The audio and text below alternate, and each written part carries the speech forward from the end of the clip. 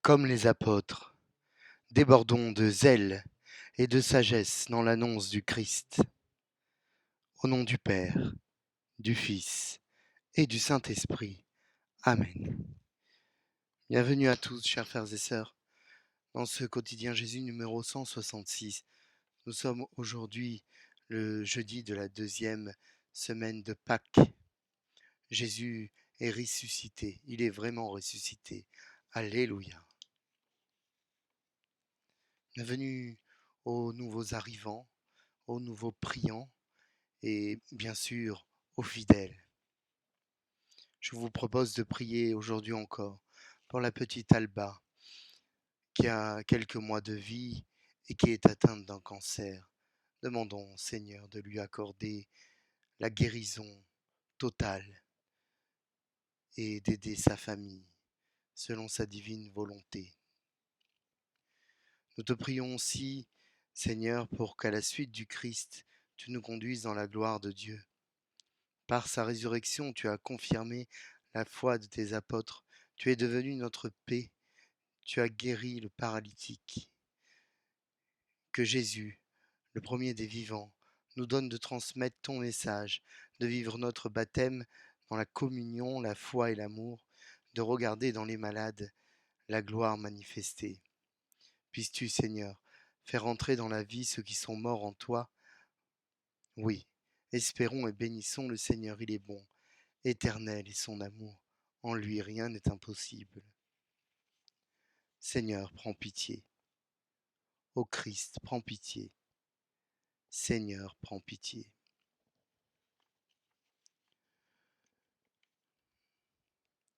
Autoriser sous condition ou interdire avec des exceptions.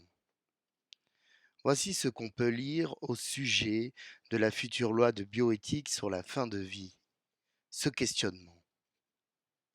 Franchement, entre l'une ou l'autre des expressions, il n'y a aucune différence une fois de plus. C'est une manipulation sémantique qui veut caresser les uns dans le sens du poil et passer aux autres de la pommade. Cela ne nous intéresse pas. Nous parlons d'une chose et d'une seule. C'est la vie. C'est de son intégrité et de sa primauté. Je comprends, parce que je l'ai vu. La supplication de certains de ne pas avoir à souffrir, de ne pas tomber dans un état de dépendance dégradant. Oui, je le comprends.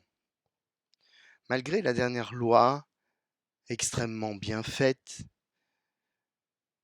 son application n'est pas complète, par faute de moyens. Oui, il manque de l'argent pour développer les soins palliatifs, pour augmenter le nombre de lits, pour faciliter le retour au domicile, pour accompagner les familles. C'est mon avis. Je crois que nous devons œuvrer dans ce sens, dans le service à la personne, dans son confort, dans le traitement de la douleur, et surtout dans un changement des regards. Toute personne est digne, quel que soit son état.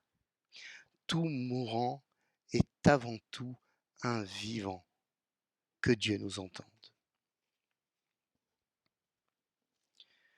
Dans la liturgie de ce jour, l'Église nous donne à méditer sur les actes des apôtres, euh, un passage dans lequel les apôtres sont une fois de plus devant le conseil. J'y reviendrai dans ma méditation. Nous lisons dans l'évangile de notre Seigneur Jésus-Christ selon Saint Jean au chapitre 3.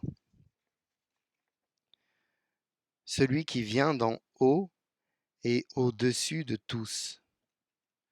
Celui qui est de la terre est terrestre. Et il parle de façon terrestre. Celui qui vient du ciel est au-dessus de tous. Il témoigne de ce qu'il a vu et entendu, et personne ne reçoit son témoignage. Mais celui qui reçoit son témoignage certifie par là que Dieu est vrai. En effet, Celui que Dieu a envoyé dit les paroles de Dieu, car Dieu lui donne l'Esprit sans mesure. Le Père aime le Fils, et il a tout remis dans sa main. Celui qui croit au Fils a la vie éternelle. Celui qui refuse de croire le Fils ne verra pas la vie, mais la colère de Dieu demeure sur lui. Nous acclamons ta parole. Louange à toi, Seigneur.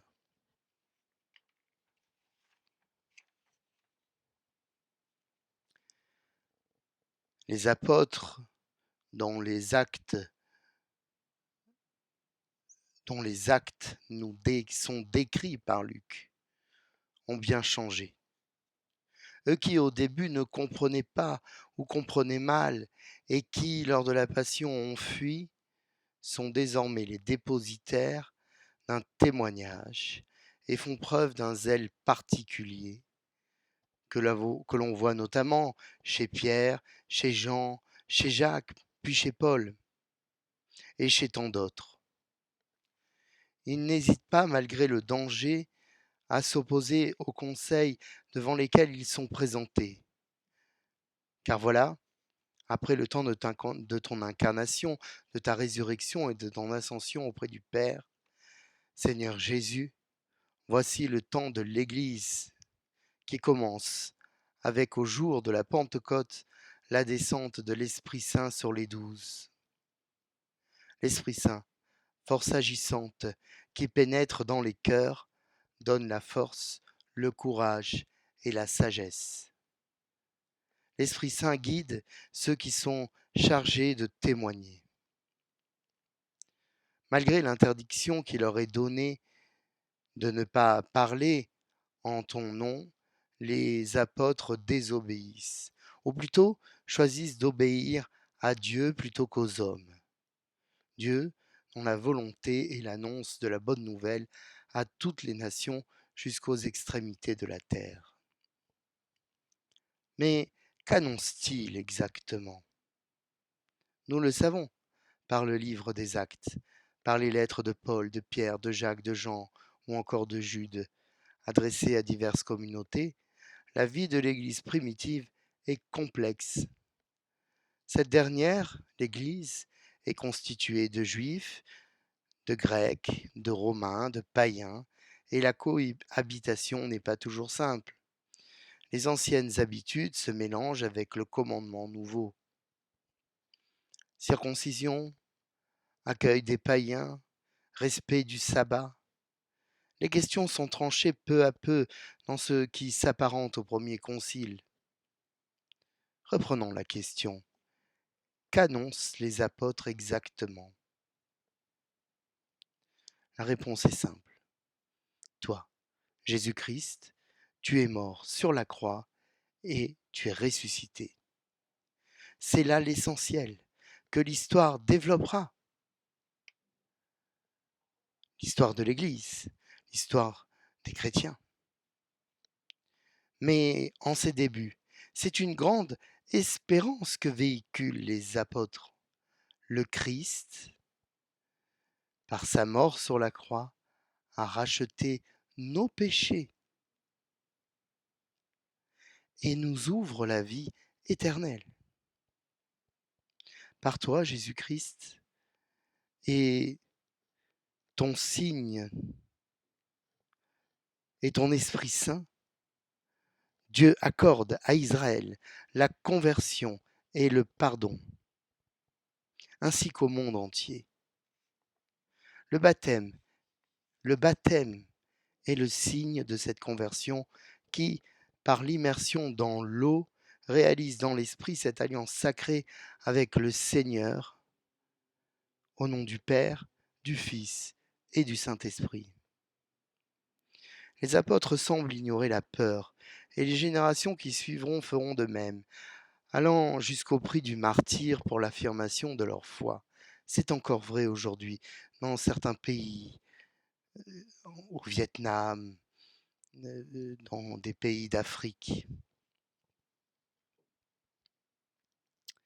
Le martyre. Ce kérigme, c'est toi qui nous l'as enseigné et qui transparaît dans les évangiles. Ce kérigme nous rappelle le triptyque de l'incarnation, de la mort et de la résurrection. L'un ne va pas sans l'autre. Qui croit en toi a la vie éternelle. Qui écoute celui qui vient d'en haut a des pensées d'en haut et se détache de celles de la terre. Nous sommes de proche en proche les enfants de ces premiers apôtres. À notre tour, dans notre vieil Occident chrétien, nous sommes des apôtres, des envoyés chargés de transmettre la foi. Évidemment, cela n'est pas comme l'ont fait les apôtres, notre monde n'étant pas le même que celui de la Palestine ou de l'Empire romain du 1er siècle. Nous ne pouvons pas claironner dans les rues que Jésus est ressuscité, nous serions pris pour des fous. L'évangélisation a de multiples visages, certains la vivent dans la louange et dans la joie, d'autres par l'entrée de la théologie, des Écritures, d'autres encore par la charité, dont le but premier n'est pas de convaincre, mais qui peu à peu transmet la foi. Ne soyons pas dupes. Nous aussi, nous rencontrons de nombreuses difficultés. La première est le rejet de l'idée même de l'existence d'un Dieu. Dans un monde où la science semble toute puissante, comme les apôtres, débordons de zèle et de sagesse dans l'annonce du Christ. Amen. Alléluia.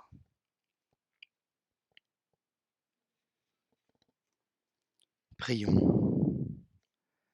Accorde-nous, Dieu très bon, de voir fructifier tout au long de notre vie les grâces que nous offre le temps pascal. Amen. Chers frères et sœurs, je vous souhaite une bonne journée, un bon jeudi dans le temps pascal, qui est le temps de la résurrection, de l'espérance, de la vie. N'oublions jamais la primauté de cette vie. Notre combat n'est pas un combat injuste et n'est pas un combat d'idéologie, mais simplement un combat pour la vie, car Dieu veut la vie, Dieu ne veut pas la mort. Ensemble, demandons au Dieu de la vie, au Dieu créateur, de nous bénir, lui qui est Père, Fils et Saint-Esprit. Amen. À demain.